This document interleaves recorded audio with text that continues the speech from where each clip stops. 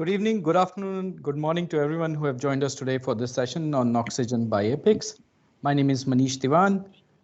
We are today going to discuss about something that was literally invented earlier this year, when we at APIX could see that fintechs across the board are going to face a lot of challenges due to the global lockdowns. The key challenge being not being able to travel and showcase their products and services to prospective customers. And it was then that we decided to create the APIX Hackathon, the virtual hackathon platform. And that brings me to our topic today, how global fintech institutions, financial institutions are leveraging APIX's hackathon capabilities to speed up partnership with fintechs.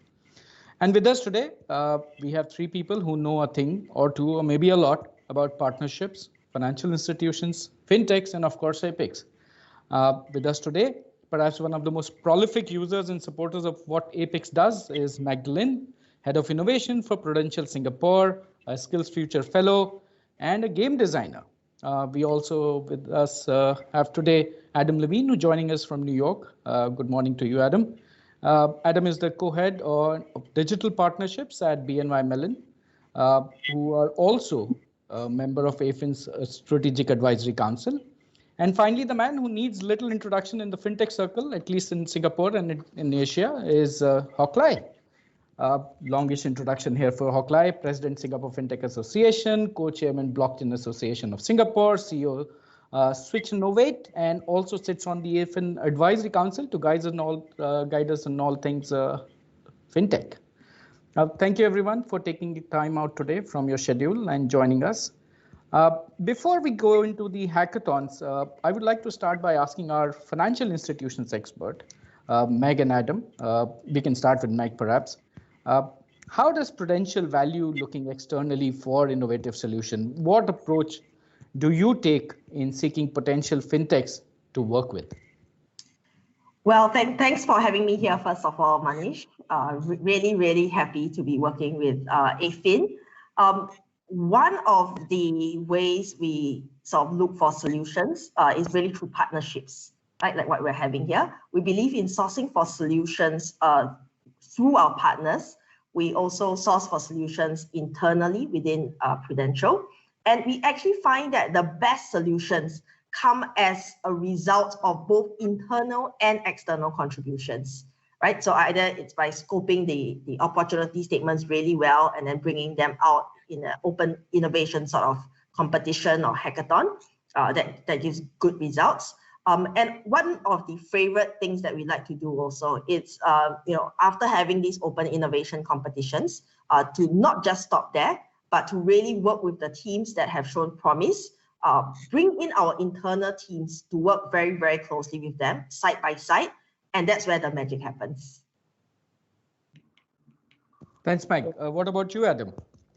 Manish, thank you, and for the other panelists for this event. At BNY Mellon, very similar to what Mag just said. So we look for the best solutions that are going to support our business needs and for our clients.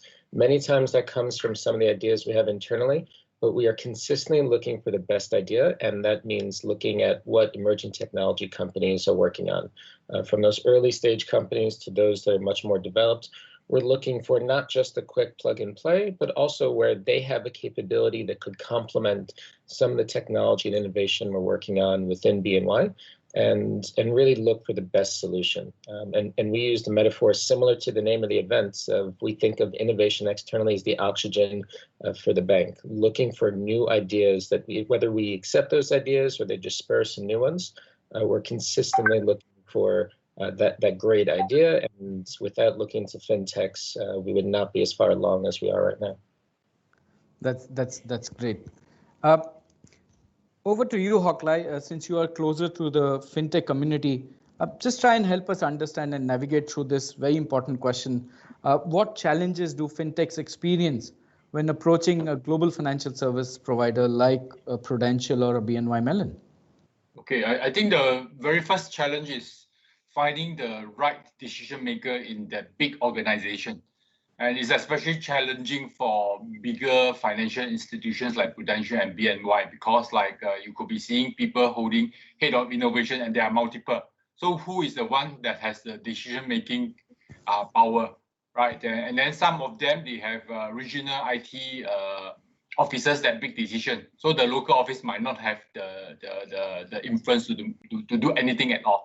So once you get over that, right, you will still face another challenge, what we call the 3+3+3.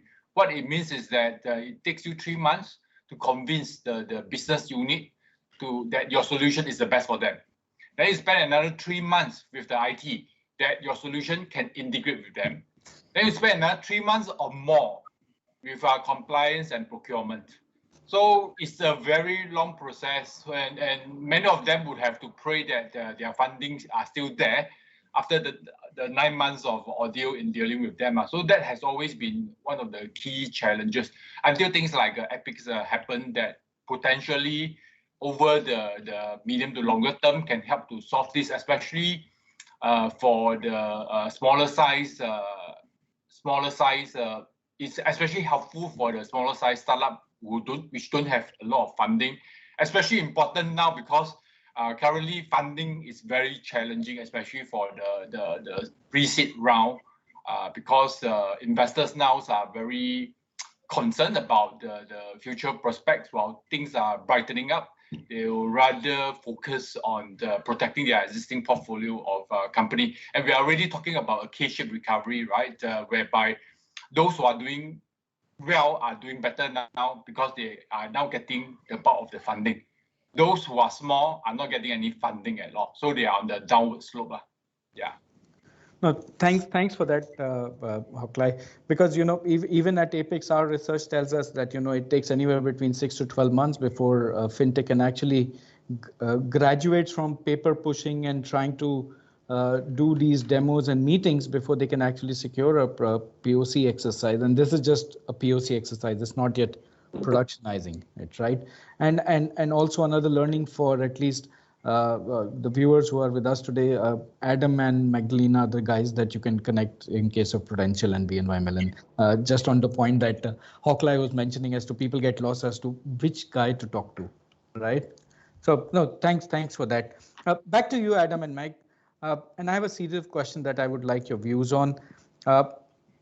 Why can a hackathon be a good idea from the multinational financial institution perspective to reach out to the right set of people?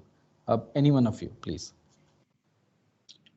Sure. So for us, when we looked at the hackathon, our idea was how could we leverage that process to find real solutions for business challenges. And so we knew that we had a list from our business, the different lines of business, not just academic topics that would be interesting, but actual business challenges impacting us or our clients.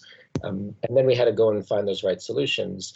Using the hackathon, and specifically what we did with APIX just a few months ago on that platform, was really be able to explain the business challenges, source the best solutions globally, and we had FinTechs from 5 continents come and participate, have them ask questions. It allowed us to refine our thinking, but then get a really good sense on how what the emerging tech companies were thinking about could work with what we needed. And so it was a quick way for the FinTechs not to spend a tremendous amount of resources, but a little bit of time to understand what we need. So thinking about our partners, our vendors, making sure we weren't looking to suck their resources out, but also allowed us to get a really good sense if we're going to dedicate our time and resources to go through the compliance, security, tech, et cetera. Are we working with companies that are easy to work with, that really understand challenges and can innovate? And that was a tremendous opportunity for us. We thought that in a fairly quick amount of time, we were able to discern who are the companies we'd like to work with that can help us address those issues. Thanks. Meg, anything from you? Right. So right now, Prudential is actually running a hackathon on the APIX platform. So we call it Proof Integrate 2020. We say that this is our sort of flagship open innovation program. In previous years, it was just run as a normal open innovation program. This year, we have run it in the format of a hackathon. So the usual, right? You submit your solutions, you get chosen, shortlisted, you get to pitch in front of our senior stakeholders. And this year is really special because of COVID, right? Is no longer based in Singapore, this open innovation competition. But thanks to like Manish said, right, this thing that they just birthed this year, this APIX hackathon platform, we are able to then bring it out to 8 different business units all across Asia.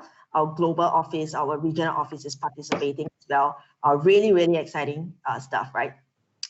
Submissions close in around 12 hours. And I just came out literally of a session with my colleagues all around the world to try to shortlist these submissions that will go into pitch day on Friday. And like what Adam was saying, right, it's a really, really good way. We just took the last 2.5 weeks, so a very, very short time. We are in excess of 60 over very, very high quality submissions. And it's really a good way to crowdsource solutions, get to know promising fintechs. We probably will not be able to let all the solutions we are interested in come pitch in front of our senior stakeholders on Friday. But we were just saying that, hey, the conversation doesn't stop there. We will be contacting some of them outside of this, right? So it's really, really good opportunity to get to know people, signal to the market that these are the things we are interested in, right? So in Prudential's case, health, wealth, and then also the SMEs, right, that we're looking towards. The buzz generated around this is really exciting. People I haven't spoken with for a really long time resurface. People whom I don't know, they contact me and they start asking questions. And it also excites our internal stakeholders, right? So our internal colleagues, they then get very excited. They come and they say, how can we be part of this, right? And that's where the magic happens. Like I started with saying that innovation really, really kicks off when the internal guys and the external people come together and work together to bring things to life. Thanks, Adam and Meg. And just so people know that the Proof Integrate submissions close tomorrow, Hawaii time, thankfully. So you still have a few more hours to go. And if you have registered, please do submit your proposals ASAP. Thank you for the shout out, Manish. Never a problem. Back to you, Hock. How important is hackathon if you're a fintech trying to be noticed by a potential customer and somebody as important as, say, a BNY or a Prudential? And what do fintechs seek to get out of the experience of it? Yeah, so just now I mentioned that the very first challenge is to find a decision maker. So hackathons like this help to reduce that additional work to find who is the decision maker. Because when the big organizations like Prudential and BNY then organize hackathon, they have all the support from the key stakeholders. So there's a lot of transparency involved when you participate in the hackathon. And there's a lot of clarity because the problem statements are out there, is transparent, and there is a proper governance process to go through all application process. So I would say that hackathons in a way actually democratize access to the global financial institutions. Because to be frank, for a fintech company, right, they just need one big account. Especially for those B2B fintech companies, they just need one account from the FI. After that, it makes it a lot easier for them to sell to the next FI. So hackathons is really a great way to democratize all these things, which is why for Singapore FinTech Association, we have been helping all our partners to promote all their hackathons to our member base of 850 corporate members. Throughout the year, I can tell you, like almost like every week, we receive a request to promote the hackathon. So you can see that worldwide, a lot of organizations are already using hackathons as a tool to crowdsource solutions to the startup community worldwide, and it's really about not just about getting solutions from your domestic company, but also getting solutions from around the world, because various regions, they have various strengths.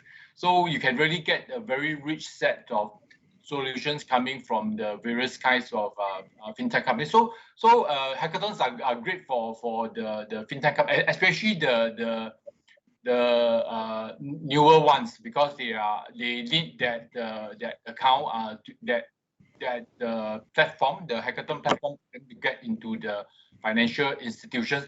But there again, some of the more established one users, they use hackathon as a way to go into new market on new sectors.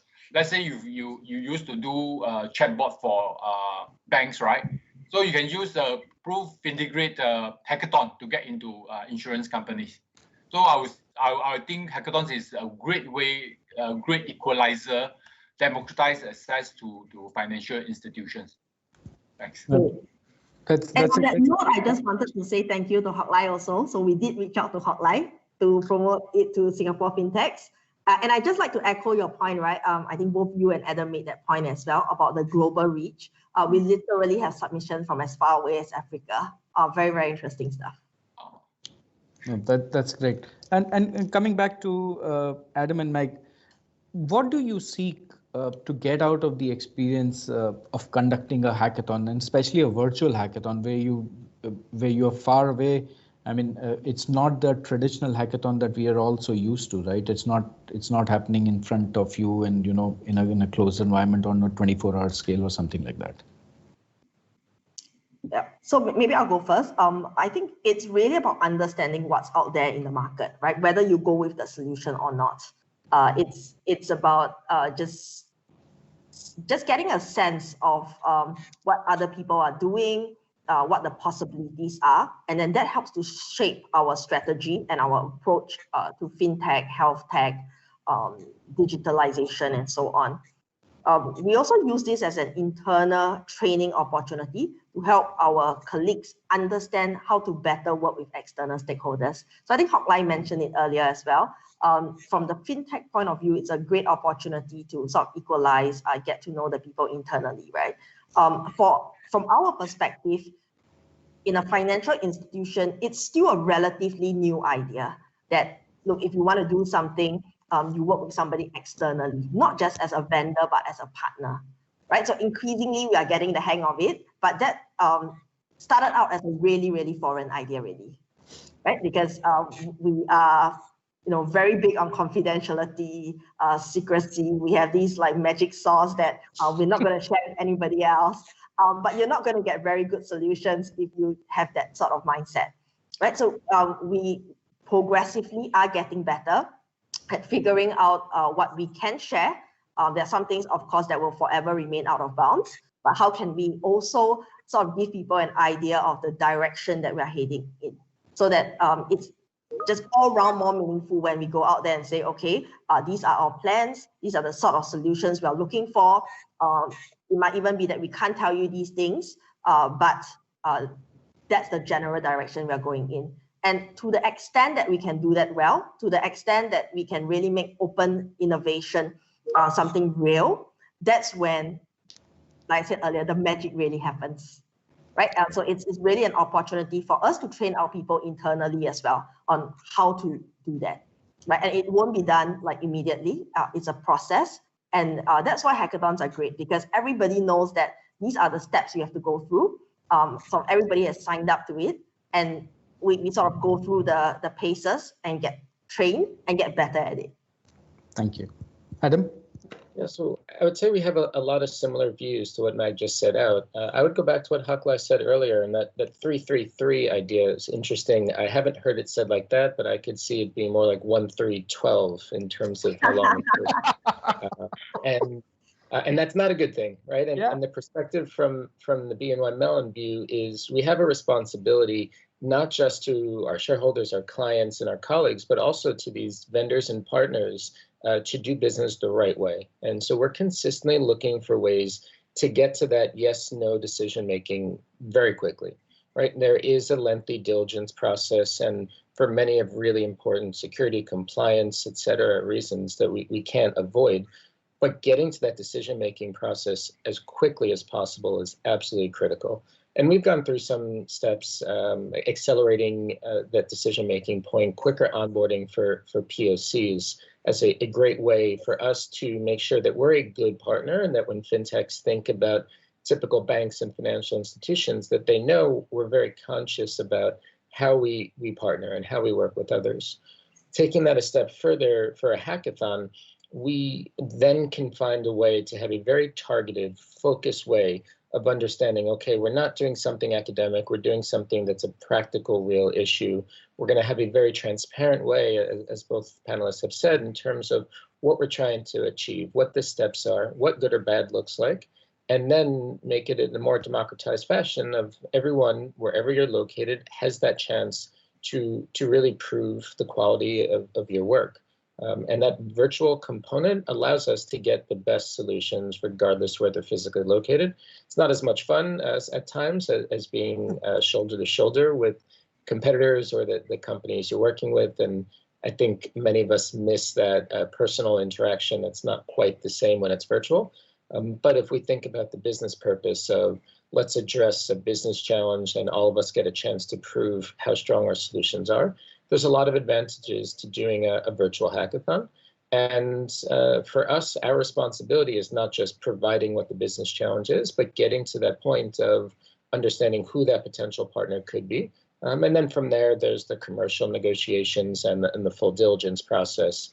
But at that point, there's a greater degree of confidence that something may work out from a commercial perspective to then deliver whatever the business solution is. Maybe I also add in at this point, because I also noticed quite a number of financial institutions are also using hackathon as a strategic tool for digital transformation. Because for a big FI, I mean, the top two key challenges are always the cultural mindset and legacy system. And to change the mindset, you need the bottoms up and top down approach. And many of them, when they do hackathons, they involve the senior management, each of them to sponsor one of the projects. That will in a way help to gain their buy-in to support the digital transformation, because investment in digital transformation, right, sometimes the ROI takes a long time to come. And a lot of like business units, especially those P&L, I mean, for them, they look at quarter to quarter P&L. So it's hard to convince them unless you make them have skin in the game. So I also see that hackathons can be a very good tool for organizations to use as a strategic tool to accelerate their digital transformation. Yeah. That's an excellent point. One of the things that we did when we came to identifying our business challenges is make sure that we had someone very senior in that line of business that supported that, right? There's not necessarily a financial component, but if they are going to allocate resources from their team, we wanted to know they were serious about it. It wasn't just a nice to have. And I think companies that take that approach, it increases the likelihood of success after the hackathon, which works in everyone's favor. I think that's extremely critical to have a senior management buy-in into the whole process, because that just speeds up the process post hackathon. Because hackathon, like Mag was saying, it's not the end of it. The journey actually begins after the hackathon has ended, and that essentially brings on to my set of questions, which is around more specifics around, which for Mag and Adam, since you both have, contributed through Connect 20 for BNY and, currently Proof Integrate from Prudential. How important are the components to set up for a successful? Which are those important components that we need to remember for setting up a successful hackathon? Right. So senior management sponsorship, I think, has been discussed quite a bit already. Really cannot underestimate the importance of that. In this Proof Integrate, we have our group chief digital officer as the sort of key sponsor, and CEOs from the different LBUs coming on board. And after that, it was just easy to sort of roll it out across some of the other countries, as well as in the business unit itself, right? A good reach, of course. So there's no point going through all that trouble, getting the opportunity statements out, and then not being able to reach other people. So fortunately for us, there was APIX and the FinTech associations, like what Hock is running, and it's really good actually to see the ecosystem working really well as it should, right, in a healthy state. And I think that really helps to support this whole notion of a hackathon and contribute to its success. The ability to prototype quickly and to prove the concept as well. So again, we're looking to APIX as the platform to help us to very quickly build stuff out without the 1 + 3 + 12 that Adam mentioned, or 3 + 3 + 3, right? It was really interesting because once we sort of put out this idea, our senior management then came back and actually said, hey, why are you just looking at prototyping? We should aim to get something live by the end of, when this is over. Their challenge to us actually is to have it live on our actual systems. So by February, well, I don't know if we can do that, but I think the point I'm trying to make is that once we overcome some of those initial barriers, right, then everything looks possible, right? And then we challenge ourselves to greater heights. And the challenge is like just get it up live, 5 users, like real users. And I think that's a really interesting challenge. So game on. Game on, you bet. Adam? So I would break it down into what we could do internally within BNY and then the external part. So internally, senior level management, the right business challenges, and then communications. And so for senior level management, it's really, we think at maybe not our executive committee, but maybe a level below that, someone that has that P&L or the business responsibility if it's an internal business function. When we think about the right business challenges, we got a lot of ideas from the various lines of business on what they would love some innovative solutions for. But we saw some of them that were real challenges, but you needed to have such a level of understanding of our internal technology system that no one externally from a hackathon would be able to provide a real valuable solution. It doesn't mean we couldn't find someone externally to work with, but that wouldn't be appropriate for a hackathon. So we want to find challenges where you don't have to require NDA or break confidentiality, but you're specific enough that the fintechs and emerging tech companies understand some of the issues. And that comes to the third part of communicating, being very clear about what the challenge is, what sort of solutions you're open for, and having an opportunity for a little bit of interaction or Q&A along the way so that the participants have an idea of what direction they should be traveling in. And then externally, it's having the right platform from a technology perspective, from a communications perspective, absolutely critical. These companies are working very hard, notwithstanding they're all located virtually, they're also working around the clock, as we saw in questions coming in every time zone at all times. And having a tech platform that you can rely on that's going to be acceptable is key, and getting the message out. We've all touched on it a few times. I don't think anyone is looking for the best solution from a Singaporean fintech or a Tel Aviv-based fintech or New York-based fintech. They want that best solution.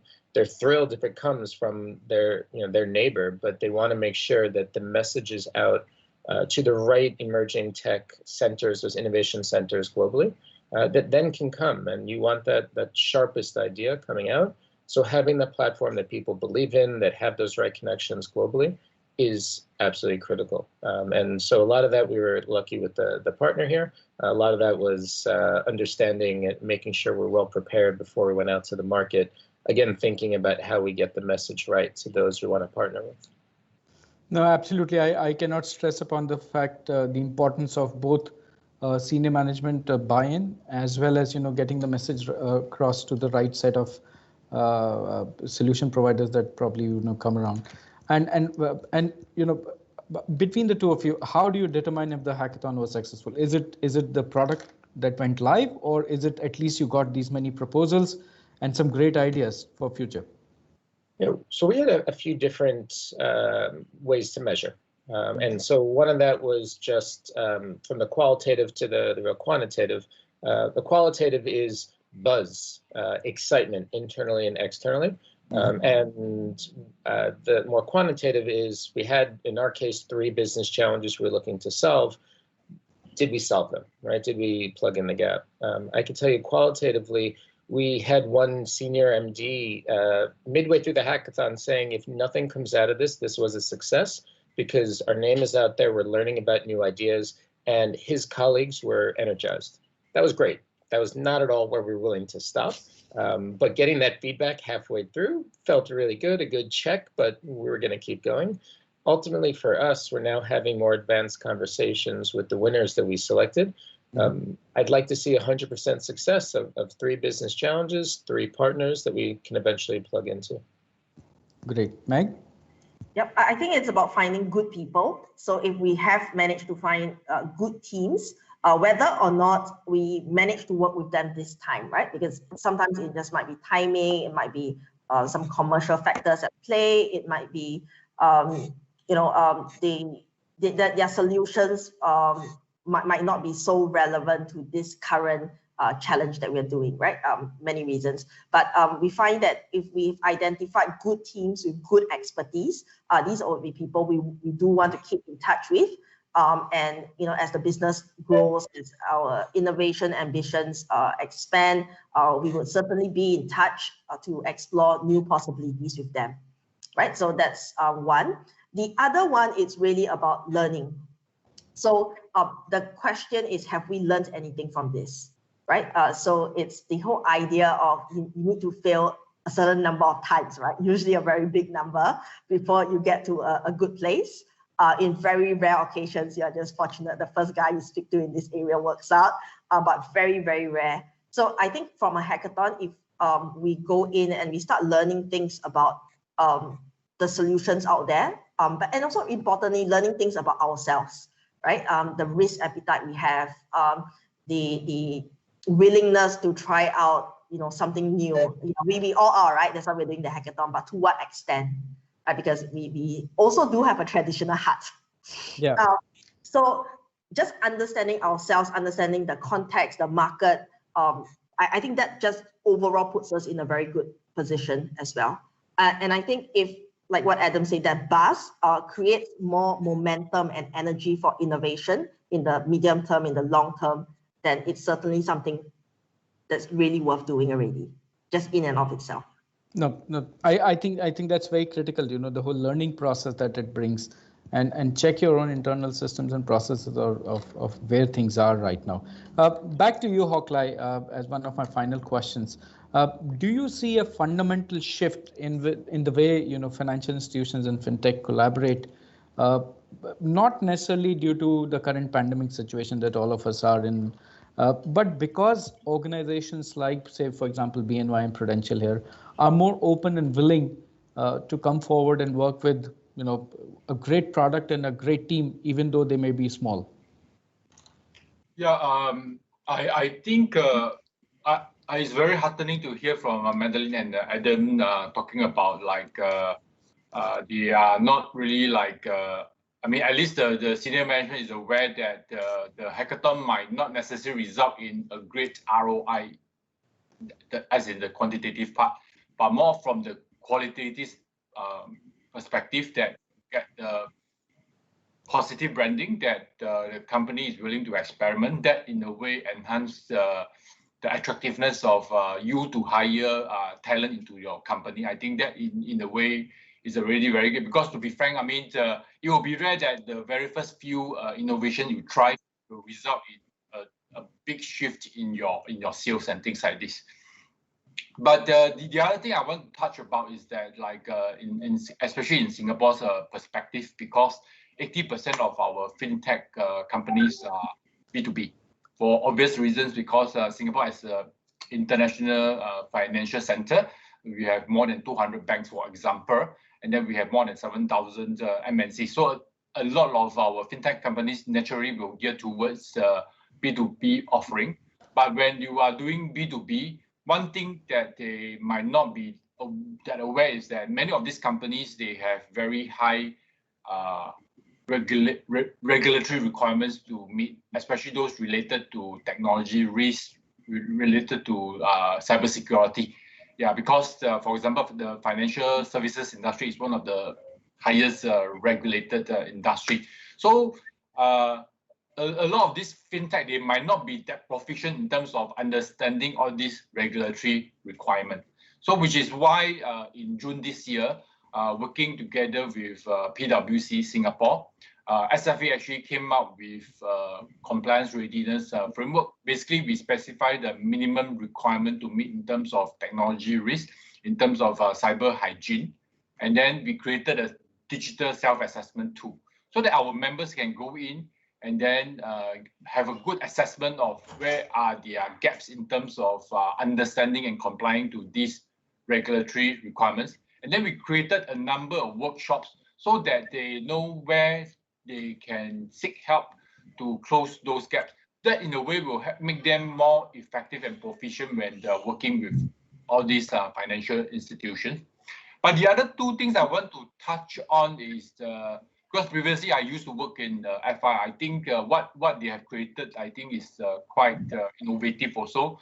One is called Green Lane, because like if you want to that relates back to my earlier point of 3+3+3, because if you just want to do a POC and you have to go through 3 codes, right, it's going to take 3 months. So what they have done is that like any POC that's less than a certain amount, let's say less than $50,000, you don't need to go for 3 codes. So there's a green lane process. So I think the more progressive FIs can consider that. The other thing that they created is what they call a TRM Lite.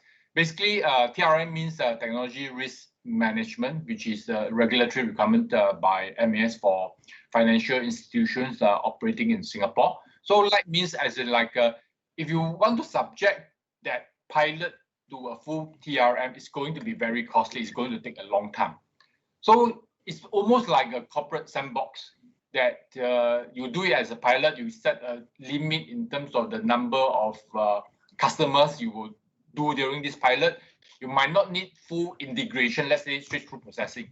It's ready for you to test out. So you don't judge it as if it's going to be a live production. It's going to get 1 million hits, million applications kind of application. That will then help you to be able to access a lot more new innovation faster. And that in a way will actually be very helpful both for the FI and both for the fintech companies themselves. Yeah. That's my point. No, that's very critical, and I know SFA has done a great amount of work to ensure that everything is in line, and a lot of people who don't really are aware of such things actually fix things before they can actually go and pitch. And I think slight shift, because we have little time left, about 7-8 minutes left. Meg and Adam, before we close this session, I realize both of you have degrees in law, and Hock comes from a real estate background. Technically not anywhere close to fintechs, and which is great because I myself come from a hotel industry background, so that makes 4 of us, which is the fun part of the session today. So between the 3 of you, anybody can take it first, and then the rest. What would be that one thing from your past avatar as lawyers and real estate expert that you miss or don't miss? Any one of you? Well, sorry, go ahead, Adam. No, please. Yeah, I was just gonna say, to picking up on Hotline's point, right, on the whole compliance framework and so on. I'm very happy to share that because of my past legal background, I actually have really, really nice chats with my legal and compliance people. Very important. Yeah, and with our head of legal, he is a legal person who is really interested in tech, and I'm now sort of an innovation person with a legal background. No conversation on work ever takes more than 15 minutes, and it always ends well. So that sort of compensates a little bit for the part of law that I kind of miss sometimes, right? The geekiness, going to the contract terms and conditions and all that. So yeah, really enjoy that part, and I'm glad that I'm able to wear a little bit of both hats, right, at different times.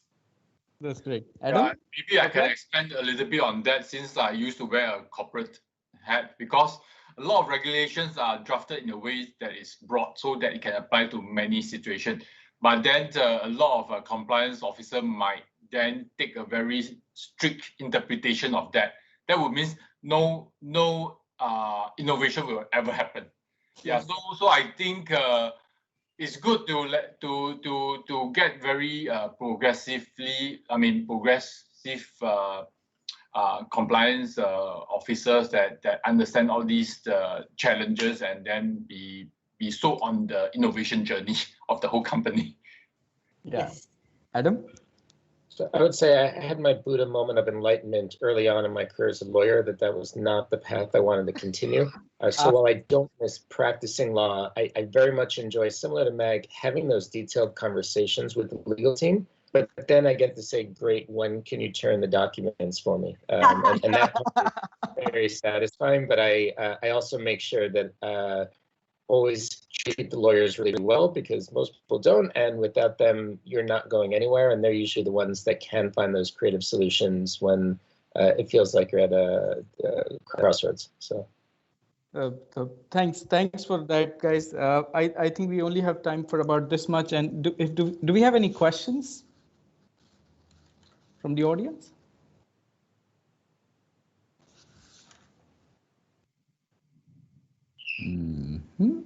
No, I think we were pretty clear. perfect. Perfect for that. Thank you so much, Adam, Hockley, and Magdalene, for joining us and for your continued support for APIX. And thank you for joining us today. That should be all from our side. Thank you. Thank you. Bye-bye.